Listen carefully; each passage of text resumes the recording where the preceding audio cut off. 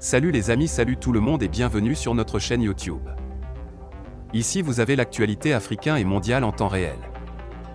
Et bien les amis, avant de commencer, n'oubliez pas de vous abonner et d'activer la cloche de notification pour ne plus manquer nos prochaines vidéos.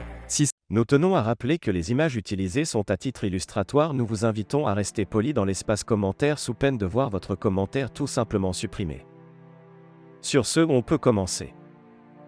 Faut-il négocier avec les djihadistes au Sahel ? Fervent défenseur de cette ligne, le président nigérien Mohamed Bazoum a amorcé ces derniers mois des discussions avec des éléments du groupe djihadiste de l'EI au Grand Sahara, EIGS, responsable d'attaques meurtrières récurrentes dans l'ouest du pays. Le président nigérien Mohamed Bazoum a amorcé une nouvelle approche avec une « main tendue » qui s'adresse aux jeunes Nigériens enrôlés dans les rangs de l'EIGS. Le président nigérien Mohamed Bazoum a amorcé une nouvelle approche avec une « main tendue » qui s'adresse aux jeunes Nigériens enrôlés dans les rangs de l'EIGS. Depuis l'annonce mi-février par la France du retrait du Mali des forces Barkhane et européennes Takuba, Niamey redoute une nouvelle poussée djihadiste dans l'immense région enclavée de Tillabéri, ouest, dans la zone des trois frontières. Dans cette région aux confins du Burkina et du Mali, où le IGS contrôle de vastes espaces, les combattants se sont déjà approchés à moins de 100 km de la capitale Niamey. Jusqu'à mercredi, où l'attaque d'un bus et d'un camion a fait 21 morts, la région a connu récemment une relative accalmie dans les attaques, comme le reconnaissait Assoumi Massoudou, le ministre nigérien des Affaires étrangères, mi-février.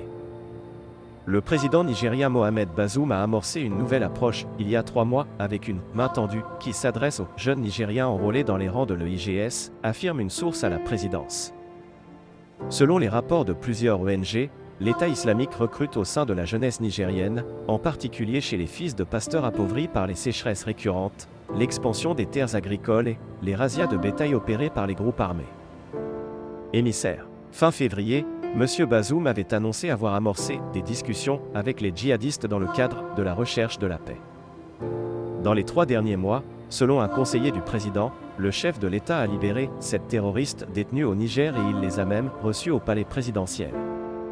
Il a également envoyé des émissaires auprès de 9 chefs terroristes et assuré vouloir mener toute démarche qui peut aider à alléger le fardeau sous lequel ploient les militaires nigériens, qui paient un lourd tribut face aux djihadistes. Ces émissaires sont des élus locaux, d'influents chefs traditionnels et religieux et des proches des djihadistes, a précisé à l'AFP un proche du président.